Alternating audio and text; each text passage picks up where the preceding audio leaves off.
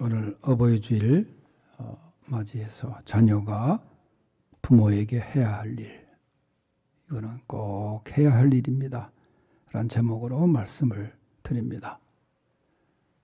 지난 금요일 제가 설교 준비를 목양실에서 하고 있다가 잠시 창밖을 내다보니까 한 어머니께서 보행기에 의존해가지고 제 창밖을 이렇게 지나가고 계셨어요.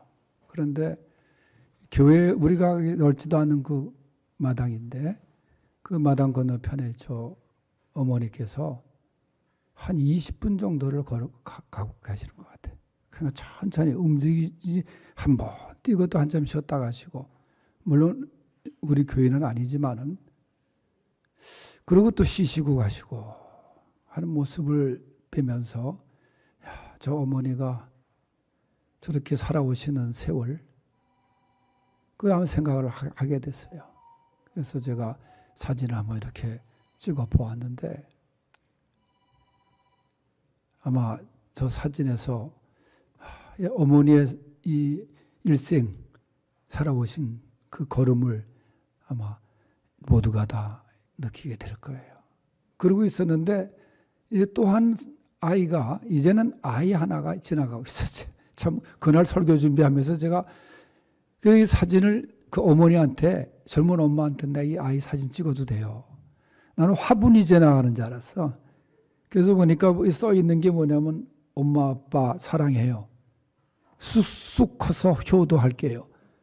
저렇게 크게 글씨를 써서 목에 걸고 가는 거예요. 그래서 제가 하도 예뻐서 저 아이를 보고 야 그래.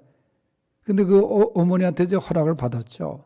사진을 찍어도 돼요. 그랬더니 찍으래요. 근데 이게 들어보니까 억양이 동남아 계통의 그쪽에서 오신 부인이야. 그래서 이 아이에게 아마 효도 교육을 확실하게 시킨다. 그리고 자기도 내가 쑥쑥 빨리 커서 부모님께 효도할게요. 저러고 달고 다니더라고요. 내년에 어버이 줄 때는 우리 다 저 하나씩 달고 다녔으면 좋겠어요. 그래서 내가 저 두 장면을 지난 금요일 날 이렇게 보면서 효도 잘할게요 하는 저 글과 또 한 어머니의 그 모습을 보면서 제가 오늘 우리 성도들에게 보여드려야겠다, 그런 생각을 했습니다. 이 어버이 주일, 어버이 날 하면은 대부분 다 이제 가장 상징적인 게 카네이션 꽃인데, 이 카네이션을 달아드리게 된 시작은 여러분들 아마 많이 들으셨겠지만 다시 또 말씀을 드립니다. 어린이 주일과 마찬가지로 어버이 주일도 미국 교회로부터 시작이 된 것입니다. 1910년에 미국 필라델피아의 어느 교회에서 교회학교 교사로 근 30년 가까이 수고했던 자비스 부인이라는 사람이 이 카네이션의 원조예요. 이 자비스 선생님이 아이들을 얼마나 잘 가르쳤는지 정말 친자식처럼 잘 보살펴주고, 이 어머니 아버지를 잘 공경하고 사랑하라, 그런 교육도 참 잘한 그런 주일학교 교사였었는데, 이 자비스 부인이 세상을 떠나죠. 떠나게 되자 그 딸 안나라고 하는 딸이 카네이션을 어머니 영전에 갖다 바치면서 어머니를 기억합니다. 그래서 그 교회에서 그 모습을 보고 거기에 이제 감동을 받아가지고 이 자비스 부인을 생각하면서 이 카네이션을 이렇게 드리는 그 어머니 사랑, 그게 꽃말이 되고 말았어요. 그래서 어머니 날, 어머니 주일에 상징적으로 카네이션이 이제 나오게 된 겁니다. 그걸 뭐 알고 다는지 드리는지 모를 정도로 카네이션이 지금 어버이날 하면 다 카네이션. 우리나라 꽃도 부족하니까 중국에서 들어오고 말이죠.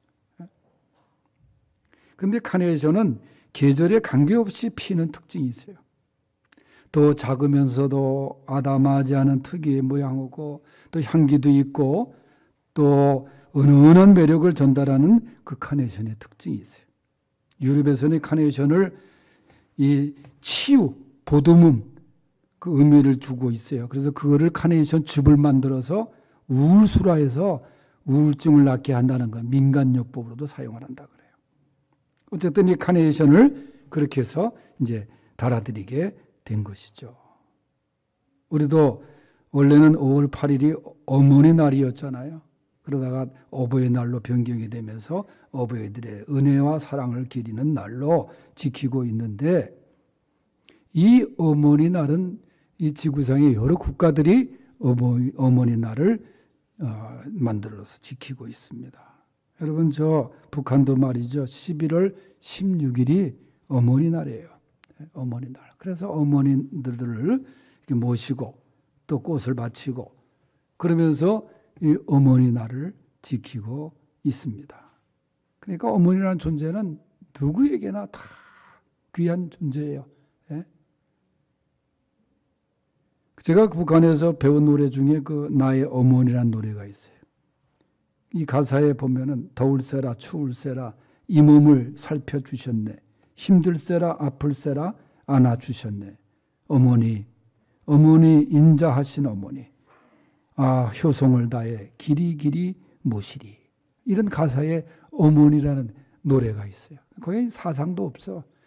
이념도 없어. 그저 어머니, 그 어머니의 모습을 이렇게 그리고 축하하고 그렇게 은혜에 감사하는 노래가 있습니다. 이미 하늘나라에 계신 어머니도 계실 거예요. 제가 좋아하는 작가 중에 정채봉이라는 사람이 있는데 그가 쓴 글 중에 이런 글이 하나 있습니다. 참으로 감동적인 시인데 그 시의 제목이 뭐냐면은 엄마가 휴가를 나온다면 하는 시예요. 엄마가 군대 간 것도 아닌데 이 정채봉 씨가 엄마가 휴가를 나온다면, 이 제목의 의미는 엄마가 하늘나라에 계신 거예요. 하늘나라에 가 계시는 엄마가 하루만 휴가를 얻어 오신다면, 아니 반나절 반시간도 안 된다면 단 5분만, 그래 5분만 온데도 나는 원이 없겠다. 얼른 엄마 품속에 들어가 엄마와 눈맞춤을 하고 젖가슴을 만지고 그리고 한 번만이라도 엄마라고 소리내어 불러보고 싶다. 그리고 숨겨놓은 세상사 중에 딱 한 가지 억울했던 그 일을 엄마에게 일러 바치고 엄마 가슴에 묻혀 엉엉 울고 싶다. 이 시를 읽으면서 저는 물론 이 정채봉이라는 사람도 엄마가 계시 하늘나라로 갔습니다만 5분만이라도 세상 떠나신 엄마가 내 앞에 오셨으면 좋겠다. 그러면서 내가 이렇게 살기 힘들었던 일, 그 중에 가장 힘들었던 일을 누구에게도 말도 못하고 있었는데 그저 엄마는 다 들어주시고 받아주시는 분위기에 그저 엄마 가슴 품에 안겨서 그 억울했던 일을 다 일러 바치고 울고 싶다는 거예요. 참 많은 생각을 하게 하는 시입니다. 우리가 매년 드리는 어버이 주일 예배지만 그래도 부족하고 부끄러운 마음으로 맞이하는 예배 아닙니까? 오늘 말씀에는 계속해서 우리에게 주시는 교훈이 있어요. 자식된 우리에게 부모님께 어떻게 해야 하는지 오늘 잠언에서 우리에게 말씀을 합니다. 첫째가 뭐냐면 자녀들은 부모님의 말씀에 청종하라. 그것이 첫째입니다. 22절 말씀 보면은 너를 낳은 아비에게 청종하라 그랬어요. 청정이라는 게 뭐예요? 반항하지 말고 말 대답하지 말고 듣고 잘 따르라 그런 뜻입니다. 시키는 대로 온순하게 순종하라는 거예요. 아버지에게 청종하라. 여러분, 이 자라면서 딱 두 가지 가슴 아픈 이야기를 저도 했었고 여러분도 아마 했던 일이 여러분들은 착해서 없을 수도 있어요. 그게 뭐냐면 왜 날 낳았어요? 그 이용복이 노래에서는 할 말이에요. 이용복이가 옛날에 노래 중에 가엾은 어머니 왜 날 낳으셨나요? 그런 노래를 했거든. 또 한 가지 한 게 왜 나한테 해준 게 뭐 있어요? 아마 이 두 가지 말이 얼마나 그게 가슴 아픈 말인가. 제가 생각을 해보면 할수록 부모님께 반항하면서 말이죠. 말 대답하면서 말이죠. 하나님께서는 우리의 육신의 부모를 통해서 하나님의 사랑과 권위를 보여주셨습니다.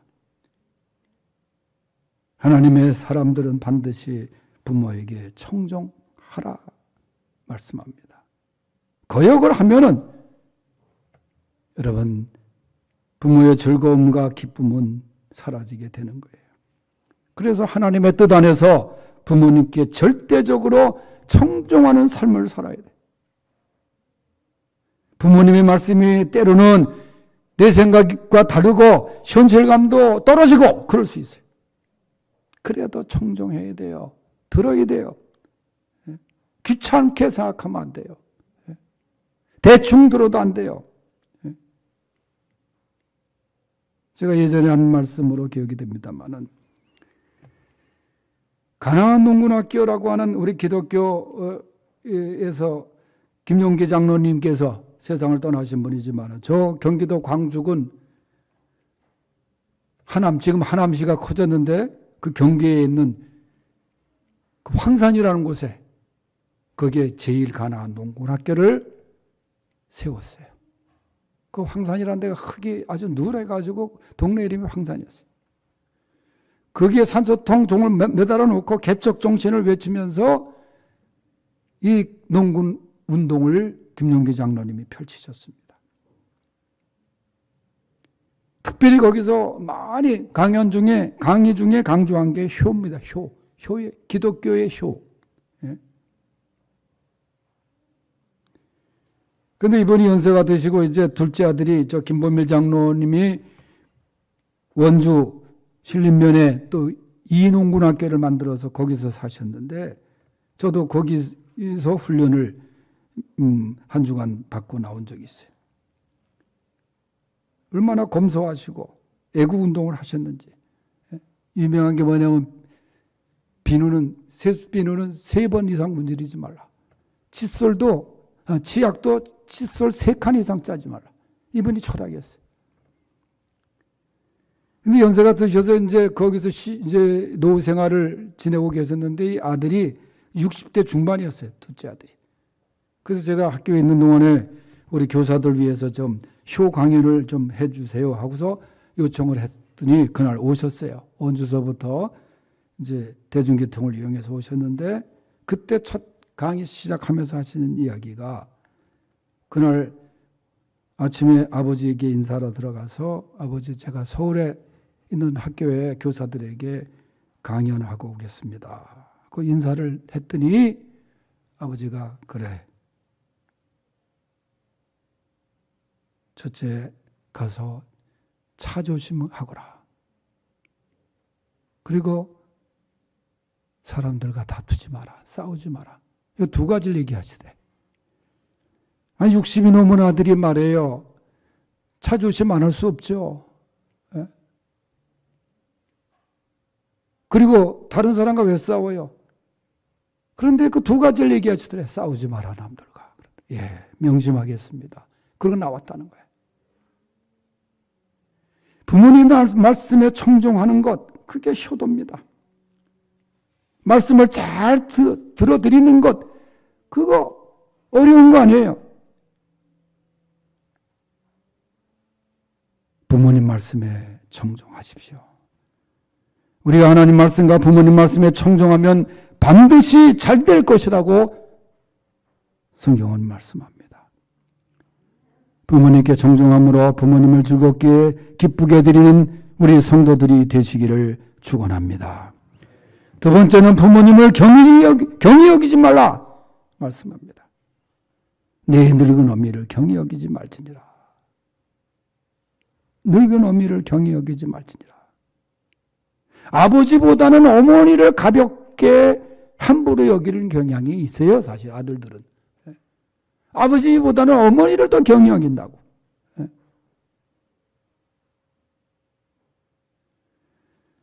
부모라는 존재는 나이가 들면 자식의 눈치를 보게 됩니다.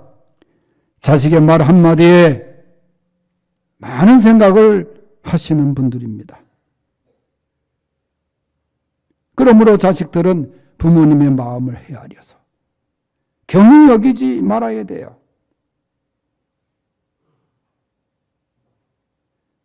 노년사고라는 말이 있습니다. 이것은 나도 반드시 겪어야 하는 그런 길입니다. 첫째가 빈고지요. 같은 가난이라도 나이 들어서의 가난은 더욱 고통스러운 거예요. 가를 곳 없는 어른들이 공원에 모여 앉아 있다가 무료 급식으로 끼니를 때우는 광경이 이미 이 사회에 익숙한 광경이 되었습니다. 두 번째가 고독고입니다. 젊었을 때는 어울리는 친구들도 있었어요. 그러나 나이가 들다 보면은 친구들이 하나씩 다 떠나고 육체적으로도 나들이가 어려워지게 돼요. 그래서 고독합니다. 세 번째가 무의고예요. 나이 들어서는 할 일이 없다는 거예요.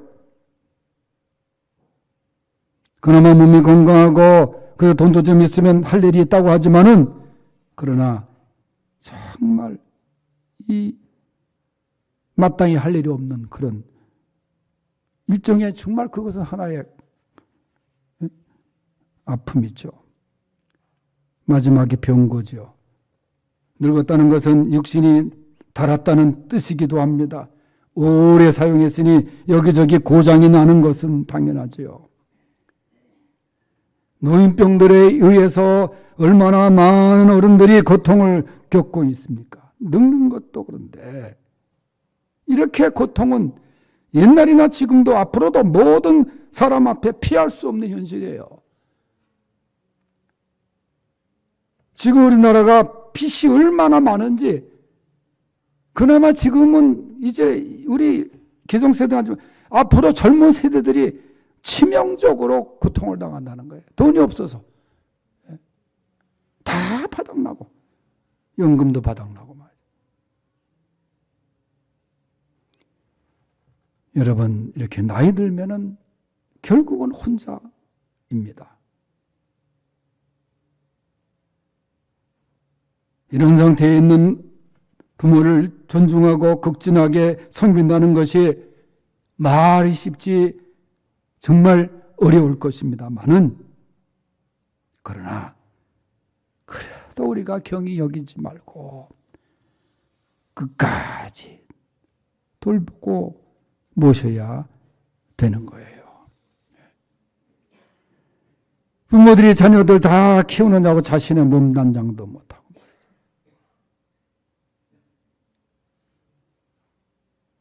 세상이 늙은 부모를 경히 여긴다고 해도 우리는 하나님의 자녀들입니다. 하나님께서 말씀하신 대로 세상을 따라가서는 안 되는 거예요. 자식 때문에 병들고 늙고 뼈가 다 비운 거 아니에요. 다 주고 다 파는 거 아니에요.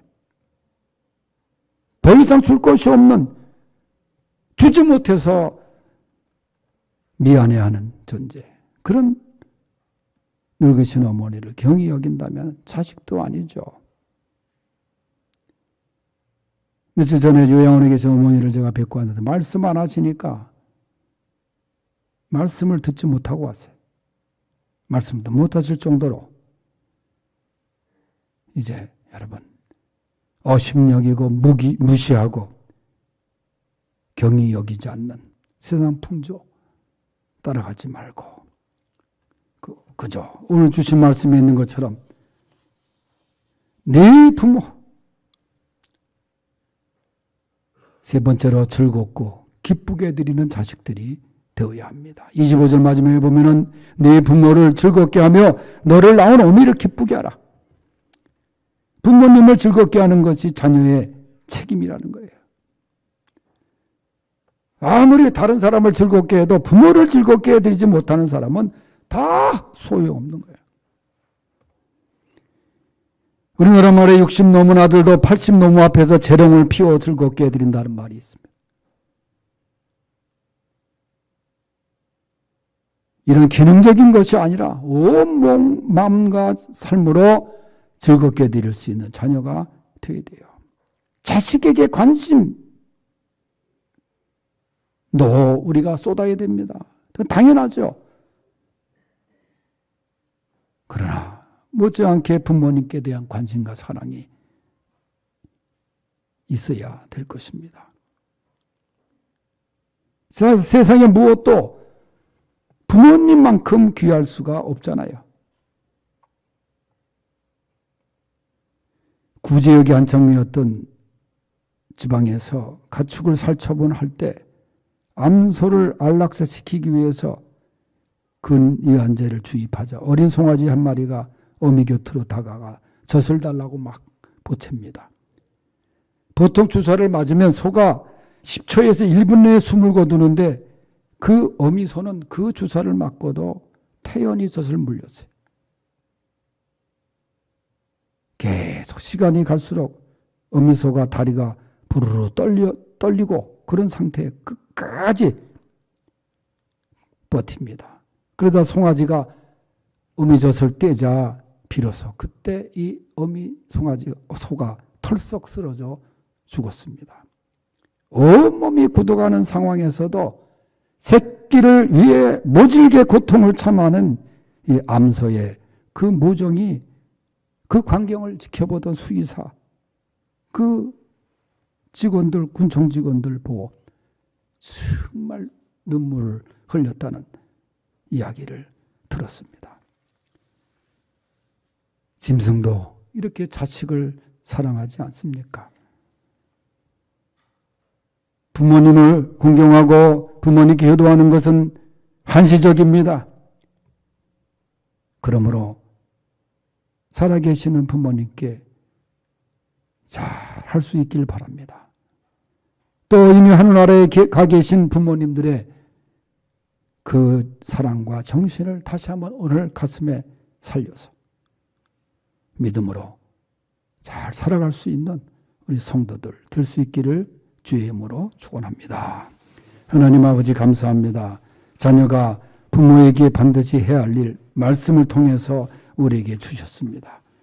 부모님 말씀에 청종하게 하시고 부모님을 경히 여기지 않게 하시고 부모님을 즐겁고 기쁘게 해드리는 자녀들이 되게 하여 주시옵소서. 예수님의 이름으로 기도하옵나이다. 아멘.